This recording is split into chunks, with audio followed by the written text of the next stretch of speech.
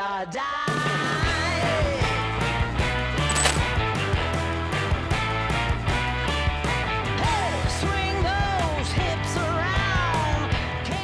네, 반갑습니다 여러분. 조코프TV 조현일입니다. 자, 오늘은 피닉스 선즈와 세크라멘토 이야기를 해볼까 합니다. 자, 세크라멘토 하면 제가 굉장히 좋아했던 팀이었고 시즌 초반에 잘못된 판단, 또 흐려진 판단으로 세크라멘토를 우승 후보로 꼽았다가 지금은 쭉쭉 내려가서 플레인 토너먼트를 놓고 싸우는 처지고요. 자, 피닉스 선즈는 세크라멘토와 달리 저는 올 시즌 피닉스 선즈가 굉장히 쉽지 않다라는 그런 의견을 냈었는데, 그래도 제가 예상했던 것보다 더 아래쪽으로 지금 흘러가 있습니다. 자, 이 두 팀에 대한 이야기를 이제 해볼까 하는데, 우선 피닉스 선즈입니다. 다시 부커의 팀으로 리툴링할 가능성이 높다라는 소식들이 많이 나오고 있죠. 올 시즌 현재 플레인 토너먼트 진출에 대한 가능성은 남아 있습니다. 현재 서부 컨퍼런스 11위고요. 10위 댈러스 매버릭스와의 승차가 2경기 반입니다.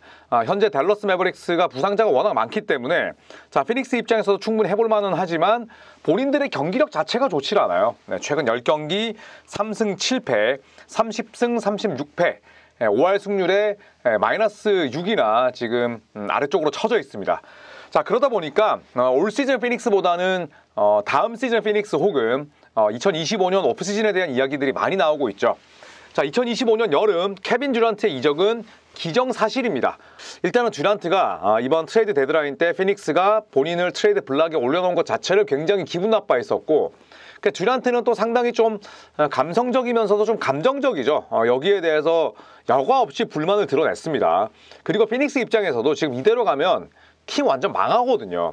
그렇기 때문에 듀란트에 대한 가치가 지금처럼 조금이나마 남아있을 때 빠르게 듀란트를 처리하는 편이 낫다는 판단이 서지 않을까 생각을 합니다. 그래서 뭐 현지에서도 계속 이런 이야기들이 나오고 있고요.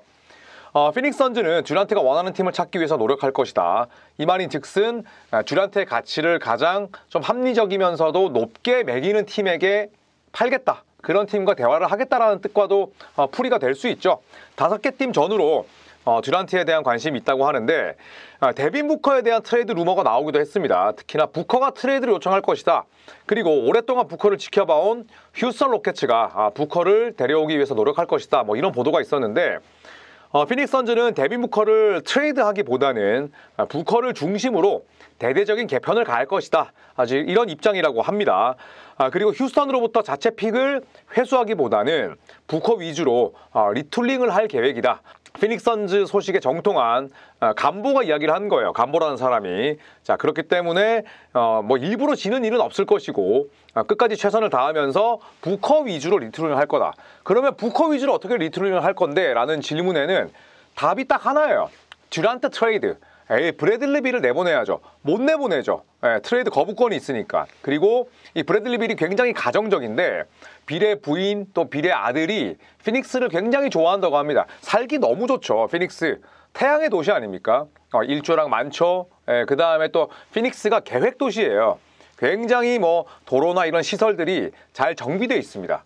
여기에다가 또 피닉스 선즈는 뭐 1년 내내 춥지 않잖아요. 우리나라에서도 디스크가 좋지 않은 분들이 피닉스 가서 굉장히 많이 또 치료를 하고 오십니다. 그 정도로 피닉스는 완전히 뭐 축복받은 땅이에요. 그러니까 가족이 있는 입장에서는 피닉스를 떠날 이유가 없는 거죠. 더구나 나에게 뭐 트레이드 거부권이 있다? 내가 마구 잡고 흔들 수 있으니 브래들리 빌은 내보내기가 어렵다. 거의 불가능하다고 보시면 됩니다. 그렇기 때문에 부커 위주로 리툴링을 한다는 건 결국 듀란트를 매물로 팀을 어느 정도 중간 수정을 가할 수 있는 정도의 그런 딜을 알아보겠다라는 거죠. 자, 그리고 또 부커 역시 현재로서는 트레이드를 요청할 의사가 전혀 없다고 합니다. 그렇다면 팀이나 선수가 같은 곳을 바라보는 거죠. 부커도 본인 위주로 팀이 다시 한번 재편되기를 원하고, 또 피닉스 선즈 역시도 데빈 부커가 지금 뭐 피닉스의 최다 득점자이기도 하고 완전한 프랜차이즈 스타잖아요. 이 프랜차이즈 스타를 버리면서까지 팀을 대대적으로 리빌딩하기보다는 리툴링 하겠다. 지금 이렇게 보는 거죠. 자, 그래서 지금 이 피닉스 선즈의 로스터를 보시면 참 깝깝합니다. 자, 케빈 듀란트가 36.4%의 캡 비율을 자랑하고 브래들리 빌이 35.7%, 데빈 부커가 35%니까 오히려 부커가 빅3는 아니지만 이 3명 가운데 가장 낮습니다. 그런데 이 3명에게 샐러리가 몰려있다 보니까 아래쪽은 참 이 샐러리를 분배하기가 쉽지 않아요. 10미를 넘는 선수가 부커, 빌, 듀란트를 제외하면 그레이슨 앨런밖에 없습니다. 그리고 로이스 오닐이 9.3mm고 아래쪽은 뭐 7, 8mm짜리 선수들로 채웠죠. 그러니까 이러다 보니까 어떻게 되나요? 로스터가 균형이 잡힐래야 잡힐 수가 없어요. 완전히 몰려있기 때문에. 그 다음에 브래들리 빌은 뭐 리그를 대표하는 악성 계약이 돼버렸고, 케빈 듀란트도 50mm 이상을 받지만 듀란트 같은 경우에는 저는 개인적으로는 젊었을 때에도 팀을 정말 하드하게 캐리하기보다는 하드하게 캐리가 된 팀에 가서 그냥 점을 찍는 역할이 저는 맞다고 보거든요. 그러다 보니까 이 세 명이 뭐 셀러리 캡에 좋아도 그렇고 플레이 스타일도 시너지 효과가 나진 않습니다. 그리고 지난 시즌 대비 한 살씩 더 먹다 보니까 여기에다가 듀란트와 부커는 올림픽도 다녀왔죠. 피닉스 선즈가 어려움을 겪을 수밖에 없다. 그리고 이 셀러리 디자인은 지금 피닉스만큼 엉망인 팀이 없다. 가장 많은 돈을 지출하는 팀이 피닉스인데 현실은 66경기 30승 36패입니다. 자, 그렇다면 듀란트를 대가로 받아올 만한 에셋은 무엇이 있을까요? 저도 외신을 찾아봤는데 피닉스 선즈는, 이것도 뭐 피닉스가 공식적으로 밝힌 건 아닌데, 피닉스 선즈가 1라운드 픽 3장과 유망주 에셋을 원할 것으로 예상이 된다. 그런데 제 생각은 이 정도도 피닉스는 굉장히 무리다. 이 정도 받아오지 못한다라고 생각을 합니다. 당연히 내가 사왔을 때는 너무너무 많은 대가를 줬잖아요. 1라운드 픽에다가 그 다음에 또 미켈 브리지스, 캠 존슨, 제이 크라우더까지 너무너무 많은 대가를 치렀습니다. 그렇기 때문에 본전 생각이 날 수밖에 없는데, 지금 그때에 비해서 듀란트는 더 늙었고 듀란트의 실력이 감퇴했다기보다는 그냥 지금 정점에서 계속 완만하게 내려오고 있습니다. 저 정도는 쉽지 않다고 생각을 하고요. 현 시점에서 듀란트를 원하는 팀으로 댈러스, 샌안토니오, 마이애미, 미네소타가 올라 있습니다. 레이커스의 이름도 뭐 올라가 있긴 했는데 개인적으로 레이커스와 댈러스는 지금 뭐 셀러리도 막혀 있고 듀란트를 데려올 여유나 이유가 없습니다. 그렇기 때문에 저기서도 사실 댈러스도 목록에서 빼고 싶고요. 미네소타도 어려워요. 미네소타도 지금은 이 팀 셀러리 자체가 완전히 막혀 있기 때문에 미네소타 피닉스가 딜이 이루어지기 위해서는 물론 미드 시즌보다는 오프 시즌이 훨씬 쉽긴 하지만 저는 미네소타도 난도가 꽤나 높기 때문에 가능성은 높지 않다고 생각을 합니다. 그래서 샌안토니오와 마이애미가 그나마 듀란트를 데려올 수 있는 팀이고, OKC도 셀러리 구조상 듀란트를 데려오기가 용이해요. 하지만 두 입장 간에는 좀 걸림돌이 있잖아요. 아무래도 아직도 OKC 팬들은 듀란트를 용서하지 못하고 있고, 또 그렇다고 해서 듀란트가 뭐 굉장히 좀 친근하게 혹은 또 친밀하게 이렇게 다가서는 스타일이 아니기 때문에 OKC 복귀는 OKC를 갈 수 있는 가능성과는 별개로 굉장히 낮다고 볼 수가 있죠. 자, 그래서 아까도 말씀드렸듯이 케빈 듀란트의 계약 만기는 2025년 여름이 아니라 2026년 여름입니다. 그러면 이번 시즌 끝나고 나서 듀란트의 잔여 계약 기간은 멀티가 아니라 1년입니다. 1년. 단년이 남은 거죠. 그런데 1년 만기 계약자이자 1988년생인 듀란트를 영입하고자 가치가 높은 1라운드 픽 3장을 줄 팀이 있을지는 심히 의문입니다. 그러니까 1라운드 픽이라 하더라도 가치가 떨어지거나 아니면은 뭐 보호 조항이 굉장히 세게 걸려 있는, 그러니까 사실상 중위권이나 혹은 하위 라운드나 다름없는 그런 1라운드 픽이면 몰라도 완전 생짜배기 정말 순도 높은 1라운드 픽 3장을 듀란트에게 던질 팀은 없다. 그 다음에 더 큰 문제는 아까도 저희가 말씀을 드렸습니다만 케빈 듀란트의 샐러리가 1년에 지금 50mm 넘잖아요. 그런데 결국에 샐러리 매칭이 돼야 됩니다. 내가 듀란트를 데려오는데 1라운드 픽 3장 주고 대신에 5밀짜리 줄게, 10분의 1 선수 줄게, 이게 안 되잖아. 샐러리를 맞춰야 되기 때문에 사실 두 가지 걸림돌이 있는 거죠. 1라운드 픽 다발을, 순도 높은 다발을 줄 수 있는 팀도 많지 않거니와 또 줄 수도 없거니와, 그리고 샐러리 매칭을 해야 된다는 점, 여기에다가 유망주까지 원한다. 아주 어렵고 피닉스의 눈이 높다고 볼 수가 있죠. 자, 그렇기 때문에 이 트레이드도 만만치 않을 거라고 예상을 하는데, 자, 그래서 제가 가능한 트레이드 시나리오를 좀 찾아봤습니다. 이 바비 막스, 셀러리 전문가죠. 뭐 한때 브루클린 네츠가 또 고용했던 정말 숫자에 능한 인물이긴 한데, 자, 이분이 어떤 트레이드를 제안했냐면 삼각 딜이에요. 마이애미가 듀란트를 데려옵니다. 그리고 피닉스가 니콜라 요비치, 앤드루 위긴스, 그 다음에 2025년과 2030년 1라운드 픽, 그리고 2026년 2라운드 픽을 받아옵니다. 요비치와 위긴스는 전부 다 마이애미 선수죠. 자, 그리고 브루클린도 여기에 끼입니다. 덩컨 로빈슨과 캐샤드 존슨을 받아오고 2029년과 2031년 1라운드 스왑, 탑4 보호픽 요 두 장을 받아오는 조건인데 브루클린도 나쁘지 않고 그 다음에 마이애미도 뭐 듀란트를 데려오는 대가로 이 정도면 괜찮지만 피닉스가 과연 여기에 만족할 수 있을까? 왜냐하면 요비치는 유망주입니다. 그다음 위긴스는 뭐 셀러리 덤프까지는 아니지만 셀러리 매칭용이고 여기서 이제 결국 골자가 되는 건 2025년과 30년 1라운드 픽이죠. 2025년 같은 경우에는 위긴스와 버틀러가 트레이드가 되면서 가져왔던 그때 그 1라운드 픽입니다. 저는 개인적으로 합리적이라고 생각을 하는데 피닉스의 눈높이가 지금 뭐 만만치 않기 때문에 이 딜의 성사 여부는 뭐 당연히 또 지켜봐야 되는 사안이고요. 시나리오 2, 퍽스 스포츠가 제안을 했습니다. 휴스턴이 듀란트를 데려옵니다. 지금 휴스턴과 듀란트가 뭐 계속해서 링크가 돼 있었잖아요. 듀란트가 텍사스 출신은 아닌데 텍사스 대학을 나오긴 했습니다. 그리고 라팔선 단장 같은 경우에는 이번 미드 시즌 트레이드는 절대 없을 거야. 그런 일이 일어나진 않을 거야. 그런 일이 일어나면 나는 굉장히 충격을 받을 거야 라고 예상을 했었는데 본인이 이야기를 했었는데 오프 시즌이라면 또 얘기가 다를 수 있죠. 만약에 휴스턴 로켓츠가 1라운드에서 뭐 레이커스라든지 혹은 또 뭐 덴버 너게츠라든지 이런 팀들 만나서 완전히 깨져버린다. 그렇다면 특히나 공격에서 문제를 드러내고 그 다음에 고투가이의 이런 존재에 대해서 좀 그리워할 수밖에 없는 상황을 맞이한다. 그러면 또 입장이 바뀔 수 있거든요. 실제로 지금 휴스턴은 공격 쪽의 재능이 부족합니다. 그래서 팍스 스포츠는 휴스턴이 듀란트를 데려오는 조건으로 피닉스에게 자바리 스미스 주니어, 그 다음에 딜런 브룩스, 리드 셰퍼드, 그리고 1라운드 픽 3장을 주는 거죠.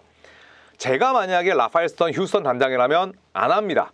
물론 리드 셰퍼드 같은 경우에는 1라운드 3순위를 뽑은 선수예요. 근데 지금 휴스턴에 있으면 크지를 못해. 하지만 또 프레드 밴블릿의 계약이 곧 끝나기 때문에 그래도 아직까지는 또 기회를 줄 수 있는 여지가 있고 자바리 스미스 주니어는 분명히 기대 이하입니다. 1라운드 픽 순위나 또 입성 당시의 기대치에 비하면 아직까지 크지 못하고 있는 건 맞아요. 자, 하지만 딜런 브룩스가 또 수비의 중심이기도 하고 왜냐하면 셀러리 덤프라고 하기에는 브룩스가 잘해주고 있잖아요. 투웨이 플레이어는 아니지만 또 팀에 터프함을 줄 수 있고 그리고 평균 10점, 11점, 12점은 가능한 그런 자원이기 때문에 다 아깝습니다. 여기에다가 1라운드 픽 2장이 아니라 3장이라면 저는 안 할 것 같아요. 하지만 만약에 휴스턴 로켓츠가 이번 플레이오프에서 조기 탈락하고 그 탈락의 원흉이 빈약한 공격이라면 이 정도 시나리오는 또 충분히 생각해 볼 수 있다라고 보시면 될 것 같아요. 자, 이제 도만타스 사보니스로 한번 가볼까요? 네, 사보니스 3년 140.3mm 남았습니다. 굉장히 뭐 저렴하죠. 사보니스의 실력과 생산력을 감안한다면. 다만 이 사보니스가 디에런 팍스 트레이드 이후에 뭐 부상도 입었고 그리고 본인도 좀 생각이 많이 바뀐 것 같아요. 실제로 도만타스 사보니스는 현재 임시 감독인 더 크리스티와는 굉장히 절친한 사이입니다. 오프시즌 때 같이 훈련도 하고 또 사보니스가 더 크리스티를 상당히 따른다고 하는데 이와는 별개로 세크라멘토가 진임 방향성에 대해서 알고 싶어 한다고 해요. 지금 세크라멘토는 들리는 이야기로 완전히 지금 구단주가 거의 뭐 니코 해리슨급의 그런 바보 등신의 의사 결정자를 옆에 두고 있다는 루머가 지금 돌고 있습니다. 그래서 사보니스는 팍스와 마찬가지로 세크라멘토 내에서 누가 가장 중요한 의사 결정자인지 이게 비백 구단주인지 아니면 비백 구단주의 딸인지 아니면 비백 구단주의 딸의 남친인 예전에 제레미 램이라고 기억나시죠? 여러분 제레미 린 말고 제레미 램이라고 샬럿 호네츠 유니폼 입고 있을 때 토론토 랩터스 원정으로 기억을 하는데 말도 안 되는 하프라인 샷으로 팀을 역전으로 이끌기도 했었고 눈이 요만한 저희 한 5배 됩니다. 이 친구가 비백 구단주 딸의 남친인데 지금 뭐 이 딸과 남친이 세크라멘토 구단 운영에 지금 간섭을 한다는 루머가 있어요. 이게 당연히 선수들 귀에도 들어가겠죠. 좋아할까요? 전혀 그렇지 않죠. 왜냐하면 전문 경영인도 아니고 농구를 뭐 물론 제레미 램은 잘 알 수도 있지만 딸이 주체가 돼서 이렇게 의사결정을 한다면 팀의 근간이 흔들릴 수밖에 없거든요. 자, 그러다 보니까 팍스와 마찬가지로 누가 팀 내에서 가장 중요한 의사결정자인지 또 구단주, 비백 구단주가 믿고 따르는 어드바이저가 누군지 알길 원하는 사보니스다. 이런 보도가 나왔습니다. 자, 어김없이 나오는 게 있죠. 이 선수가 팀을 떠났을 때 다음 행선지 바로 나왔습니다. 팀을 떠난다면 사보니스가 유력한 행선지로는 브루클린, 디트로이트, 뉴올리언스, 시카고 순인데 일단은 FA로 떠나는 건 아니죠. 트레이드가 또 돼야 되고 디에런 팍스와 굉장히 유사한 절차를 밟을 수 있습니다. 사보니스와 이럴 때는 뭐 대화의 창을 열어놓고 이야기하는 거죠. 어디로 가고 싶어? 이렇게 서로 이야기를 하면서 퍼즐을 맞출 텐데 브루클린은 뭐 언제든지 사보니스를 영입할 수 있는 SS이 차고 넘칩니다. 그리고 디트로이트 역시도 제일런 드랜과 아이지아 스튜어트가 있지만 사모니스 들어온다? 야, 이건 케이드 커닝햄과 어마어마한 조합이 될 수 있죠. 그리고 펠리컨스, 시카고 불스도 현재 물망에 올라 있습니다. 자, 세크라멘토 갑갑하죠. 네, 2024년 여름에 더마 드로잔 데려왔고요. 그리고 말릭 몽크까지 붙잡았습니다. 제가 왜 세크라멘토의 전력을 높이 평가했냐면 더마 드로잔이 검증된 베테랑이어서가 아니라 말릭 몽크를 당연히 놓칠 줄 알았는데 몽크가 굉장히 저렴한 가격에 세크라멘토 계약을 맺었어요. 본인의 연봉을 한 20밀, 30밀 정도 손해를 보고 그리고 세크라멘토로 오면서 저는 야, 몽크가 왔다면 정말 세크라멘토는 해리슨 반지에서 드로잔으로 바뀐 것뿐만 아니라 나머지 선수들의 시너지 효과도 날 수 있겠구나라는 생각이 들었었는데 뭐 처절하게 틀렸고요. 현실은 지금 플레인 토너먼트 싸우고 있습니다. 자, 그리고 시즌 도중에 불과 몇 개월 전에 뭐 반년 조금 지났죠. 1년도 안 돼서 연장 계약을 맺었던 마이크 브라운 감독을 해임시켰습니다. 해임시키면서 그 흔한 기자회견도 열지 않았어요. 디에런 팍스도 곧바로 트레이드를 했습니다. 왜냐하면 팍스가 팀과 연장 계약을 하지 않을 것이라는 뉘앙스를 팍팍 풍겼기 때문에 세크라멘토 입장에서도 붙잡고 있는 게 의미가 없다고 판단을 한 거죠. 자, 그러면서 세크라멘토의 레전드 출신인 더 크리스티 임시감독을 임명을 하면서 지금 팀을 이끌고 있습니다. 현재 33승 31패. 마이크 브라운 감독 때보다는 성적이 좋긴 합니다만 아직까지는 정식 감독으로 승격 여부는 불투명하다고 해요. 자, 그리고 이제 디에런 팍스가 떠난 지 좀 제법 시간이 흘렀지만 그 후속 보도가 나왔습니다. 자, 마이크 브라운 감독이 해임된 이후에 얼마 지나지 않아 세크라멘토는 팍스를 트레이드했죠. 이거는 결국 팍스가 세크라멘토의 마음이 떴기 때문인데 팍스는 브라운 감독의 해임을 놓고 무책임한 태도로 일관했던 킹스 구단에게 커다란 실망을 했다고 합니다. 보통 감독을 경질하게 되면 구단 프런트가 나오던지 뭐 아니면은 뭐 단장이나 뭐 아니면 구단주가 나와서 기자회견을 여는 게 일반적이죠. 그게 또 떠나는 감독에 대한 예의이기도 한데 40며칠 동안 기자회견 안 연 거야. 그러다 보니까 각종 지역지 그다음에 뭐 방송국의 리포터들 모든 사람들이 들러붙어서 팍스에게 물어보고 그다음에 더 자극적으로 기사를 쓴 거예요. 그러니까 팍스는 모든 비난이 자신에게 쏠렸다고 생각을 한 겁니다. 더구나 마이크 브라운 감독이 잘리기 직전 경기에서 디에런 팍스의 안일했던 수비 장면에 대해서 일가를 했었거든요. 그런데 그거는 팍스와 마이크 브라운 감독이 막역한 사이였기 때문에 가능한 부분이었는데 공교롭게도 그 타이밍에 브라운 감독이 경질 통보를 받으니 이거 디에런 팍스가 뒤에서 손 쓴 거 아니냐 이런 오해를 하는 거죠. 그런데 정작 구단은 선수를 보호하지 않고 그냥 디에런 팍스가 온몸으로 화살을 받고 총알을 맞는 걸 그냥 이렇게 팔짱 끼고 방관했다는 거죠. 선수 입장에서는 완전히 빡치는 상황인 거야. 그래서 디에런 팍스는 완전히 세크라멘토의 마음을 떠났고 구단이 나를 보호하지 않았다고 생각했다. 이런 인터뷰를 했습니다. 자, 10년도 되지 않는 시간 동안 그러니까 디에런 팍스가 세크라멘토에 온 지가 이제 10년이 채 되지 않았는데 마이크 브라운 감독이 떠나고 더 크리스 감독이 왔잖아요. 그리고 또 새로운 감독을 정식으로 임명하면 5번째, 6번째 감독이 되는 거야. 그러니까 감독이 1년 반마다 바뀌는 걸 어떤 선수가 원하겠어요. 네, 그러다 보니까 결국에는 세크라멘토라는 집단에 대해서 또 의사 결정에 대해서 완전히 질러버린 거죠. 자, 그리고 그 이후에 브라운 감독은 킹스 지도자에서 내려왔고 그리고 디에런 팍스가 세크라멘토에서 트레이드 되기 전에 세크라멘토 소속으로 뛸 때 또 둘은 같이 저녁 식사도 함께 하고 사이에 아무런 문제가 없음을 밝혔습니다. 결국에는 정리하자면 세크라멘토는 지금 구단주, 그 다음에 그 구단주 일가, 특히나 딸과 딸의 남친 계속해서 팀에 간섭하고 그 다음에 잘못된 판단을 내리고 있죠. 여기에 대해서 사보니스가 듣는 이야기들이 있겠죠. 그래서 팀의 방향성을 알고 싶어하고 케빈 듀란트를 영입했던 피닉스는 이제 본인들의 실패를 빠르게 인정하는 편이 좋아 보입니다. 이제 이대로 간다면은 봄 농구도 좌절될 가능성이 높은데 피닉스의 시즌은 아이러니하게도 이번 시즌이 끝나고 나서가 진정한 시작이 아닐까 생각을 합니다. 자, 나란히 퍼시픽 디비전에 있는 두 팀 굉장히 큰 어려움을 겪고 있는데 과연 이 어려움을 어떻게 또 헤쳐나갈지 함께 지켜보시죠. 고맙습니다.